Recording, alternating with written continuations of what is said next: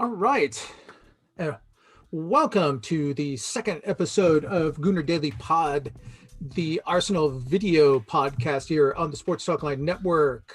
Same cast of characters, just a new name, new year, new team. Things are turning. We're all looking upwards. I am Raphael, joined today by my UK cohort, Sam. Ryan is not available, but he will be back shortly. Just a simple conflict. But Sam, welcome. Oh, we have a lot to discuss today. Yes, it's going to be glorious.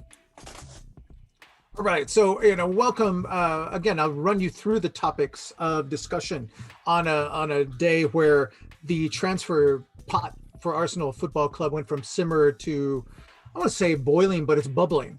And it's getting hotter and hotter.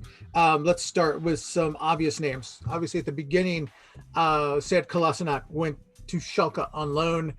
Yesterday, it was announced that William Saliba is going to Nice for the summer, the second half of the season on loan.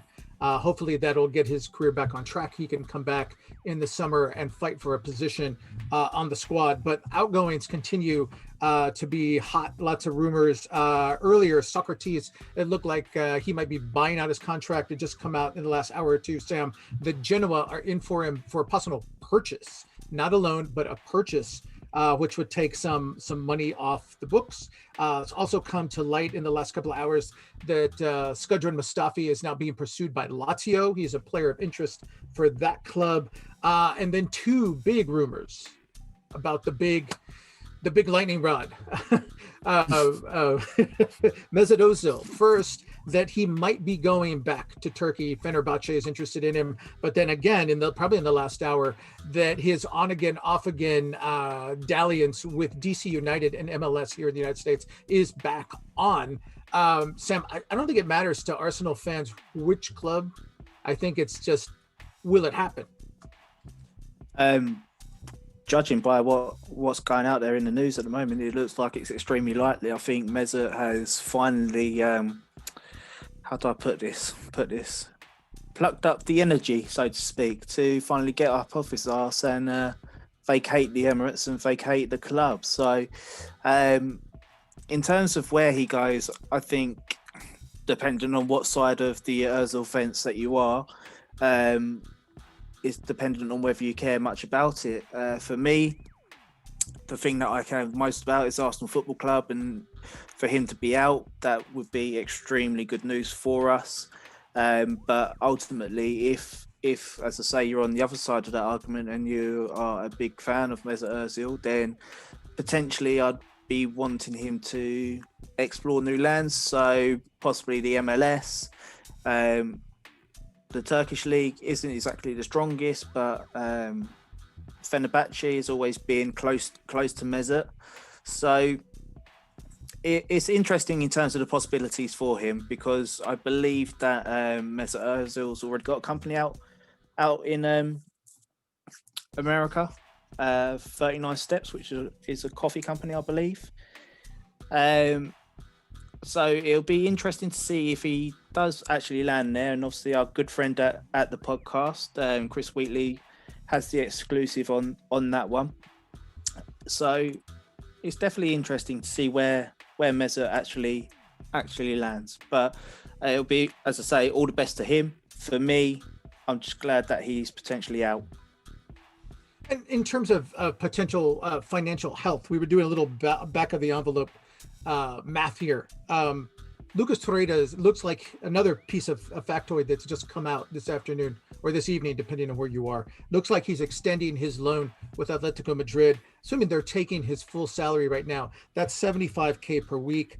We know Sead Kolasinac going to Schalke. They're Arsenal subsidizing half of his salary, which is $50K, still saves the club $50K. William Saliba, Nice, it appears, is taking his full salary of $40,000.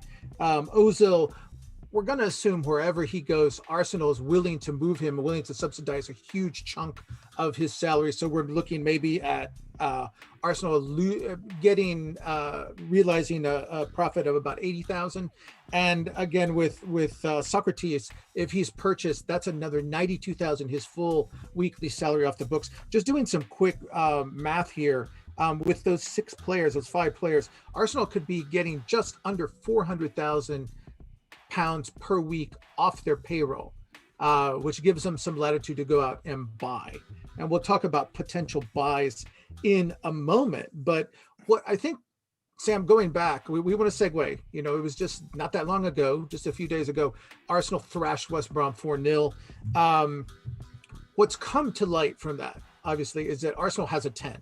And combine Emile Smith-Rowe, we're going to talk about him in a moment, but with Smith-Rowe stepping to the 4, emerging as the 10, kind of the creative player Arsenal's been lacking all year, and Ozil possibly going out. Edu and Mikel Arteta are kind of throwing their hat over the ring. They're saying, we're going to commit it to this guy. But that's a lot of pressure with 21 matches left in the season on a 19-year-old. They've almost obligated themselves, haven't they, to getting another number 10 in to play with him. Yeah, absolutely. Because come the start of the season, Emile Smith-Rowe has had some injury worries. So it'll be interesting to see how the demands of the Premier League affect him a substantial amount of games in short. In terms of another number 10 in, that was potentially departing, it's an absolute must for me. We can't really rely on Smith-Rowe, on Joe Willock, him void either, because for me he's more. So if the club really want to charge the second half of the season, experienced 10 in, somebody that can compete with Smith-Rowe and just get pressure off of him and give him that bit of freedom so he can develop how Mikel wants him to. All right, we'll kick some names around in just a moment, but again, with Smith-Rowe coming off a brilliant performance against West Brom, let's talk a little bit about it. We did an immediate reaction pod Saturday evening right after the match. We're buzzing about some of the goals. You did a very thorough breakdown about Kieran Tierney's first goal. Really a solo effort. He passed the ball to himself. He was the assister and the scorer. So it's kind of Kieran to Tierney to the back of the net. But the second goal, sublime. Multi-players. Everybody was talking about, this is the old Arsenal. This is the kind of the Wenger, the movement, the off the ball, on the ball, short passes, cohesion. You've had a chance to kind of absorb it and savor it. Tell us a little bit. Everybody talked about the number 10 and the off the ball movement, and Arteta afterwards saying, this is finally the kind of cohesion and playing together. And it seems that he was finally satisfied that after a year that his lessons and his vision is sinking in and now making its way to the pitch. How did it all go together? And there's a lot of kids at the center of this, but also Lacazette. What made it click, Sam? Yes, so the thing that makes it click with this goal is all Emile Smith-Rowe and his movement. Now, we can deduce that him and Saka have been playing together for years through the Hale End Academy, and they know each other's movement pretty much to a T. So, for me, the way that Smith-Rowe drops in, picks that ball off to Bellerin, a quick one-touch round the corner to Saka. Saka travels, finds Lacazette. Smith-Rowe is continuing his third man running, and that's a big plus of Smith-Rowe's game, his third man running. Continues that third man run around the outside of the defender. Lacazette, brilliant through ball, perfectly weighted. Obviously, we've seen Lacazette do this many times before. We've also seen him do it and overhit the ball before. But this time, spot on. That allows Smith-Rowe to take one touch, get his head up, and then Saka is always going to continue into the box, and it's a nice little roll across the 6-yard line takes the keeper out, and it's a simple tap in. If Saka wanted to, he could probably take another touch and run the ball into the net himself. But it was a simple pass in just to secure the goal. So for us, that was a massive goal moving forward. In regards to the goal itself, I think where Bellerin sometimes comes too far forwards, then tries to lay it off.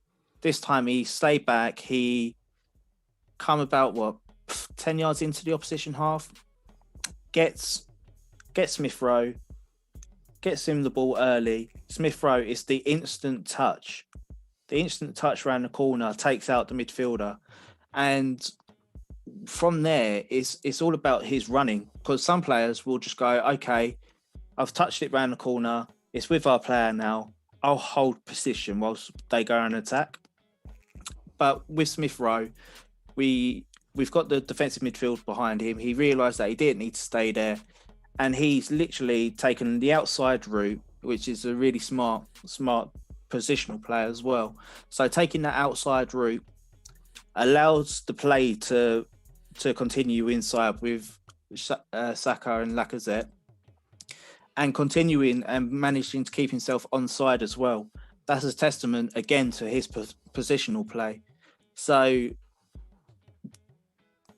with Saka, it was a really nice layoff with a bit of pace into Lacazette, so Lacazette can then play that through ball, and it's just a beautiful Arsenal goal. And it reminded me of the goal that Jack Wilshere got against Norwich at the Emirates. Quite similar to that. But if we're going to be continuing down this vein, then football is definitely going to be a lot more enjoyable moving forward. And something we've been crying for, certainly on this pod, but I say everybody who watches Arsenal's been crying for this for a long time. But let's stay with that combo, the youth. We talked about this immediately after the match, but let's visit it. We said we don't have time. We're going to deal with it a little bit more extensively today, and here we are. Let's talk about it. And that's on the right side, his partner in crime, his kid partner in crime. Bukayo Saka, it seems like anywhere that the manager puts him, he takes to that position and he just makes it his. When they needed him at left back, he said, okay, I'm a left back. They needed to move him forward later on when Tierney got healthy. Okay, I'm your left-sided winger. I'm your midfielder. I'm going to start pumping crosses in, creating opportunities for Aubameyang and Lacazette. Now they've moved him to the right side. Seems like Nico Pepe is still struggling to get traction, and he's taken that position by the neck. And we don't want to cause a crisis, we don't cause a problem, but I think if you're Nico Pepe, you're looking at this and it's saying, like, I don't know, that position is mine anymore. That belongs to Bukayo Saka now. Yeah.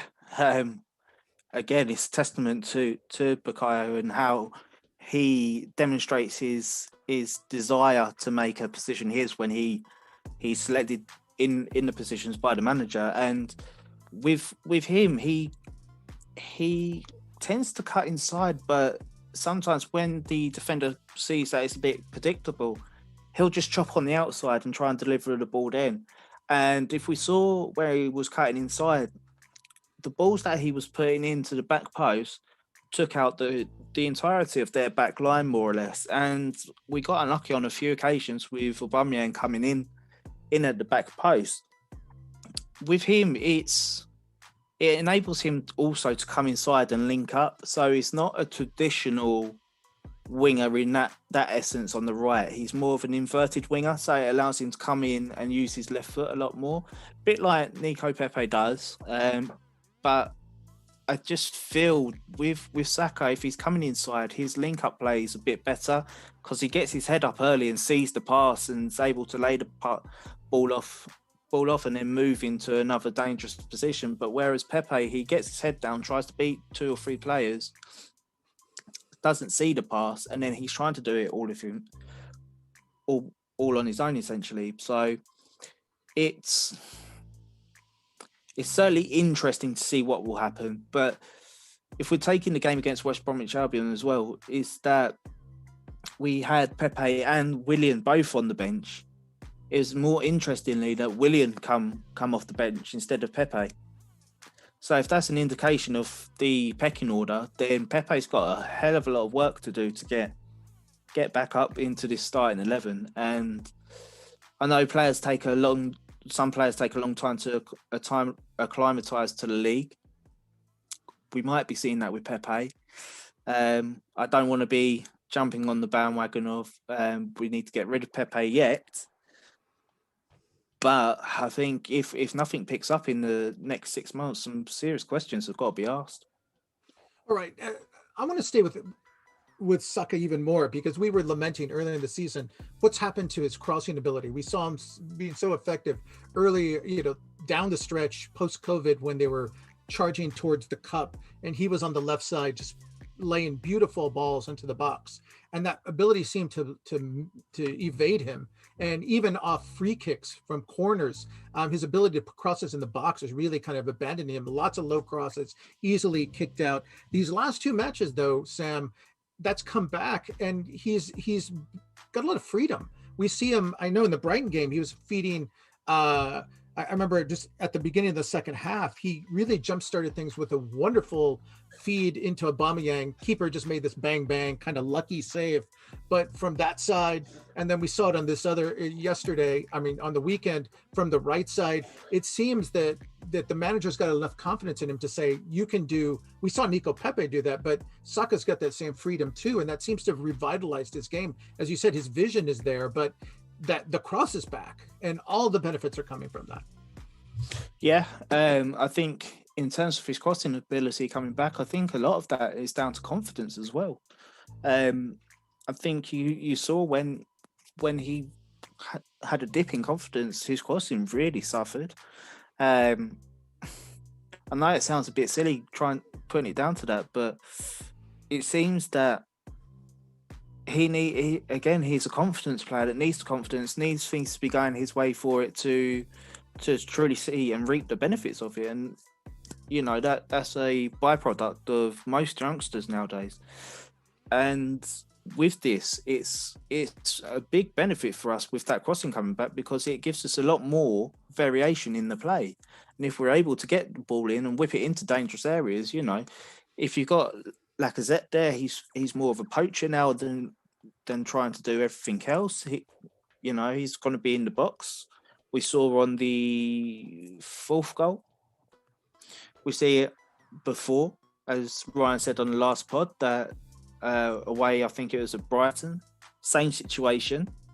He closed his eyes, ball just, I don't know what the ball done, just sailed past him from 2 yards out. But this time, swings the leg at it, hits the leg back of the net. With Saka, he's just an absolutely superb player that has got a lot in his locker at such a young age, and he's still developing. So the crossing, you can kind of let him off over the last couple of months when it hasn't been there. But as I say, with the confidence back now, it's showing all the rewards, which is just absolutely brilliant for us. And the scary thing is, he's only going to get better. Yeah, and looking at the immediate, three consecutive wins. Again, we're looking at Newcastle twice, kind of sandwiched around a match with Palace. The first one is in the FA Cup, but then the next one is in the league. And those two matches, Palace and Newcastle, again, look like winnable points. Looks like Arsenal can continue the stretch, but then things get really, really tough. We talked about that. Southampton closes that run. Southampton just beat Liverpool yesterday, and then United come to the Emirates. So Arsenal have to be on their game. And while we're kicking around attacking mid options, I guess what put smiles on our faces, photos from Colney the last couple of practice sessions. Thomas Partey is back, and boy, you plug him in that two-man pivot behind the attacking four, and things look up. Things look even better. Yeah, absolutely. We all saw in the games that Thomas was fitting, what he brought to this team, and he basically holds the midfield on his own, so it gives the attacking players that bit more flair and stability to go forward, and also with his forward thinking passing as well. again, it's just going to add more strings to Mikel's bow, so these players have got more avenues to attack. As we broke down in one of our Patreon videos before, the passing lanes wasn't there, but if you looked at that back then to where we are now, it's night and day. And so with Partey coming back, it has to say it's just going to add a lot more to this team. And if we can say get the next 9 points and get through in the FA Cup, then we're in a real big shout of potentially getting into the top 4, depending on other results as well, potentially getting back into the title race, as silly as it sounds, with this season. All right. Well, again, let's crawl before we try sprinting. But let's stay with this 4-2-3-1. He's been Arteta's used Xhaka as kind of the constant. He had Elneny in one, then he had Ceballos in the other one. Who's the best partner for Thomas in the midfield too? And where does he play depending on who he's playing with? If he's playing with Xhaka, is Xhaka the guy who's going to sit back? Is Partey going to kind of be that more box to box? Or if you put him with Ceballos, how does it fit? How do you see it? Or does Thomas change depending on who he plays with? It depends on the opposition, to be perfectly honest with you. If we're playing a low block, I'd say Ceballos is probably the more better suited. But if we're playing a team that's more expensive, I'd say Xhaka, just because his passing range is a bit more than what Ceballos is. So I think in terms of Thomas's partner, it purely depends on the opposition. Both have got flaws, both have got pros, but ultimately, if you had to select one, I would have to say probably Ceballos, to be honest. Just gives you that little bit more. I'd hate to say it, but the movement on both is very similar now. I don't know what's happened to Ceballos in that aspect, but it's very similar. But even if you look at a Ceballos and Xhaka midfield, it tends to be Ceballos being the deepest line midfielder, which is quite surprising. All right, let's turn our eyes back to the transfer market. I mean, we talked about at the beginning of the pod. If you just joined us a little late, there are lots of rumors about outgoings. Ozil looks like he's going either to Turkey or perhaps to MLS.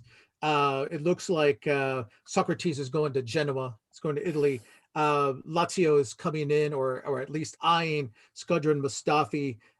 We know William Saliba is now at Nice. He in fact practiced with them today. So the outgoings that the club was promoting or pushing are coming to pass. Room is created, and with Emile Smith Rowe needing help, we put a poll on the pod a couple of days ago. I'll say that 10 times real fast. Of 4 options, midfield options, and we in alphabetical order. I think we had Buendia, we had Brandt, and then who else? We had Sabitzer, and I think we had Awar. We had 4, and we asked people to rank them 1 to 4. We know that Awar is out, certainly in the January window. Lyon are top of the league in Ligue 1. They're not going to sell him now. They're in Champions League. They have a legit shot again. They're still there now, but it looks like they're going to renew it. Looks like they have a legit shot at actually winning the league, with PSG struggling, changing managers.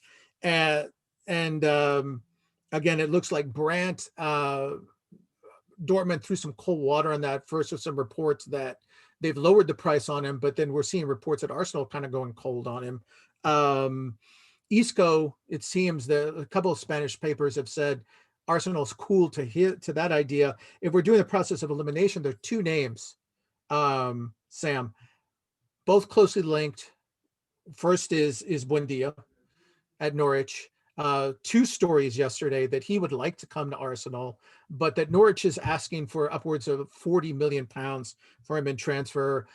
Stories that Arsenal might be preparing a cash plus player, either in loan or option to buy with youngsters. And then Sabitzer. He's a guy just a plug for Sam's show with Ryan at the bar episode 1, which was last week. They're profiling players you should watch who are either going to be linked by the papers to English clubs or linked to Arsenal. And one of the first names in episode 1 was Sabitzer. He's Sam's guy. He said he's going to be on Arsenal's radar, and boom, 4 days later, his name pops up. That speaks well for your eye, but that rumor's gone quiet. Now, there's ways to read that. I mean, we know when Arsenal goes quiet, it's a paradox. When they go quiet on a player, a lot of times that means they're really interested in the player. So let's take those two. It seems from process of elimination, that's where we are with possible incomings this month. Do you really have a preference and strengths and weaknesses of each one? I think in terms of preference for me, I've always been a big fan of Sabitzer. And as I said in at the bar, that he's the real driving force of that engine room for RB Leipzig. And saying that, he's all over the pitch. He's played in numerous positions there. He can fill any of the front three. He can play in behind. He can play in the two of a pivot. He's a manager's dream for a midfielder. He's creative. He can put a challenge in. He's dogged. He loves challenging as well, just snapping around people's heels. He is somebody that I've wanted at Arsenal for a very, very long time. And I saw a lot of reports probably about a couple of months ago saying that Spurs were looking at him. And I looked at them reports, absolutely devastated.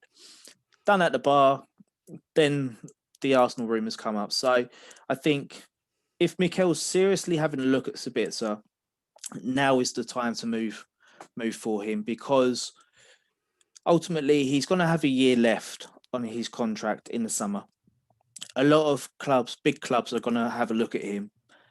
And interestingly, today, the sporting director of RB Leipzig has come out and said that if it is financially viable for Sabitzer, Konaté, and Nkunku, and Upamecano, them 4 players, if it's financially viable, then they're open to business. Now, if I was Arsenal, I would be slapping a 60 million bid for double bid, Sabitzer, Konaté.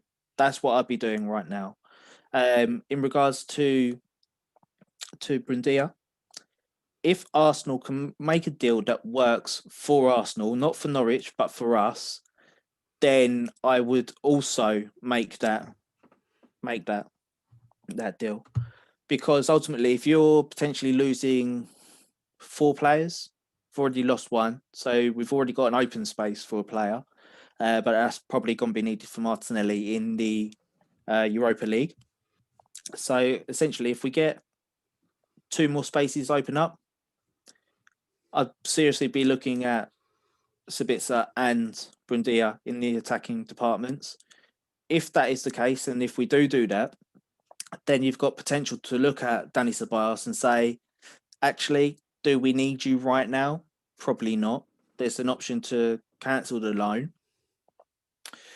Hertha Berlin, we're very interested in Granit Xhaka in the summer.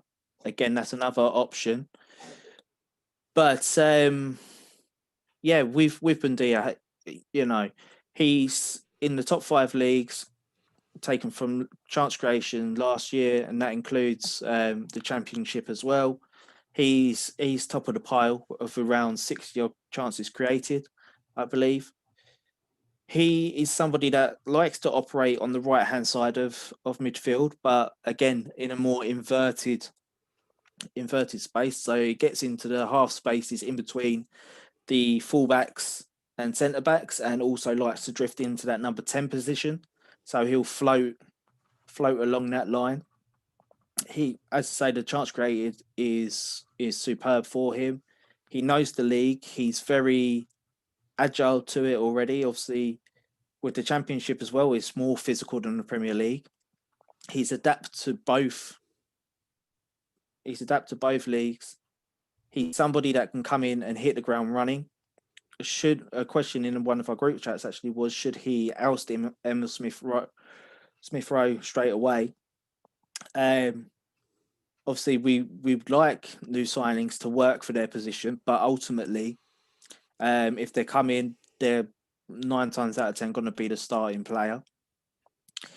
So if he comes in, it gives Smith Rowe a bit of a break, but also it will drive Smith Rowe a little bit as well to retain his place in that team.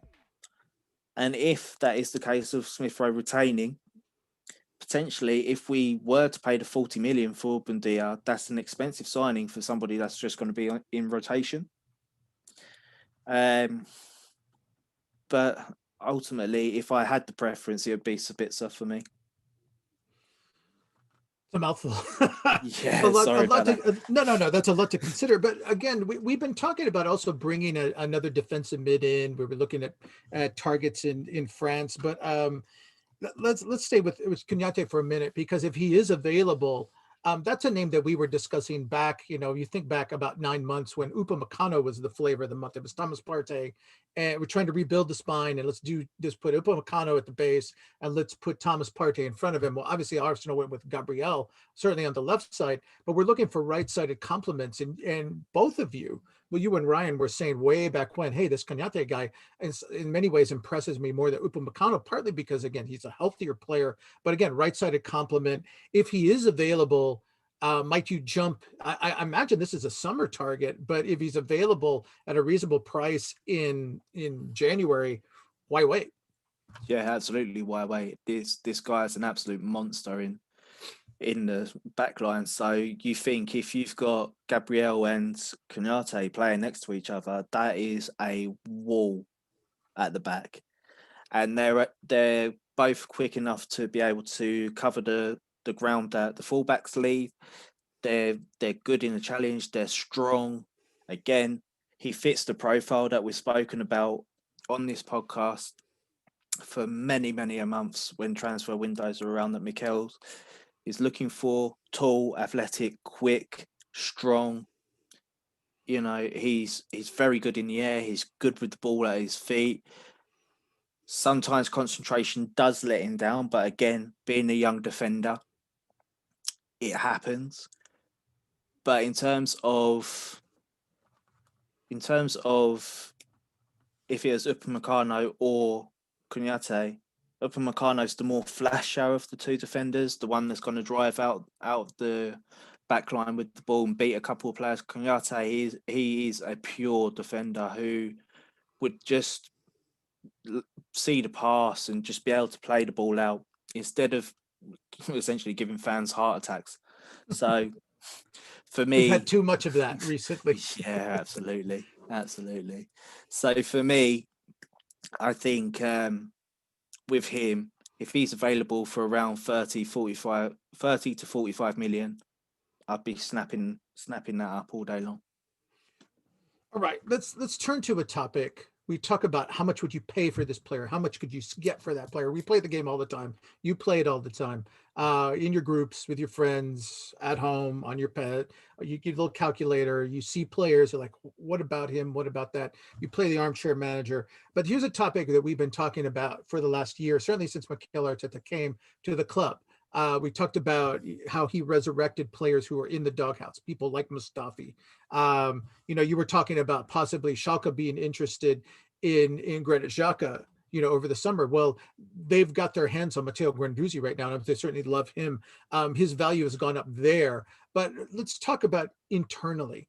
Emil Smith Rowe, when he was in the championship last year, and his manager was saying, Ryan was talking about this after the West Brom match on the weekend, that his manager predicted that in a year's time, this guy's going to be a 50 million player. That seemed outrageous. But looking at him, looking at Saka, again, 2 squad players, what if they continue? It's tall order. It's just been a handful of games, but even if they have setbacks, if they continue on this trajectory by the end of the season, Sam, what is the value of each of those 2 youngsters? Let's start with Saka, especially given that he's proven now he's excelled at he's played at 4 positions, and I'd say he's excelled at 3 of them. Not so much in the midfield, but on the left and on the right and at left back. This guy can you just plug him. You need somewhere, you just plug him in, and he excels. Mm-hmm. In regards to Saka, well, I'd probably put a bet on if I was a betting man of him getting Golden Boy, European Golden Boy, because he has been exceptional for Arsenal every time that he's played. Obviously, we've seen him in the number 10 position. Sometimes he does struggle in that position, but other than that, superb everywhere else. If a club was to come in for him, boy, he's just signed a long-term contract, so that could be 5-6 years. You've got to put that into consideration. His age into consideration, how well he's done, potential. He's English. English tax as well. You could probably be looking a good, I don't want to overestimate it, but I'd say a good 100, 150. Wow. Probably towards the top end. Okay, so let's go now to Emile Smith Rowe, right? The manager seemed prophetic, 50 million. Might that be pessimistic, but as incredible as that seems by the end of the year? By the end of the year, if he continues on the upward trajectory, which he has been, I'd say that would be a fair number. We'll probably going a bit higher, around 60 to 75. Because that's a lot of value for this club. A lot of value in the market. Again, just looking at the value of the squad. All right, we're approaching injury time, as it were, on the pod. Arsenal has really gotten busy since West Brom at pushing players out. What are you looking for? The next match is an FA Cup match. It's going to be probably another week, 8 days before they go back in and play in the Prem, before they take the pitch. I think it's a week from tomorrow against Crystal Palace. In that interim, anything else you're looking for? Are you just? I'm smiling over all this outgoing news, but I do want to see one player come in, hopefully in the next week. Yeah, I think in terms of the incoming, I think that will highly depend on how quickly the outgoings happen. By the looks of things, it looks like they've accelerated quite a lot right now. So I'd like to see, as Ryan said before, the clown's gone. Send them out in that compact circus car. Get them out this week.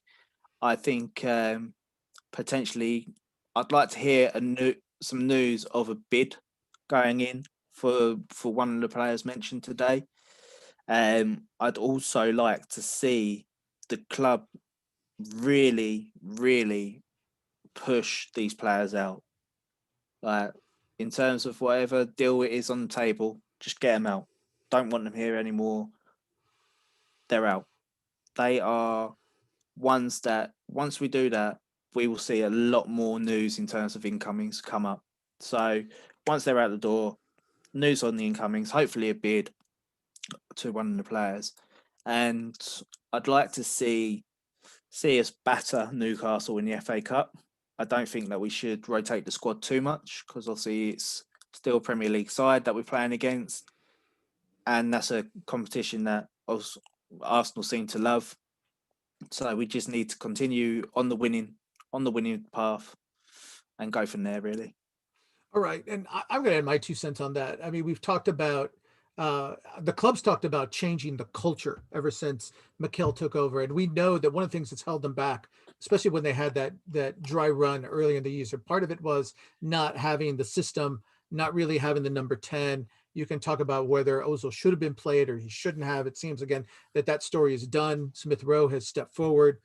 They have a solution, at least a short-term one, there. But we also know, I think getting these players out, as you've said, I think that's also going to end all of these toxic stories that come out in the paper after every match, especially when the results are not favorable, about rancor in the dressing room and, anonymous players. And they're always anonymous players saying that the manager plays favorites, and there's a certain cadre that feels that, that they're kind of not with the manager.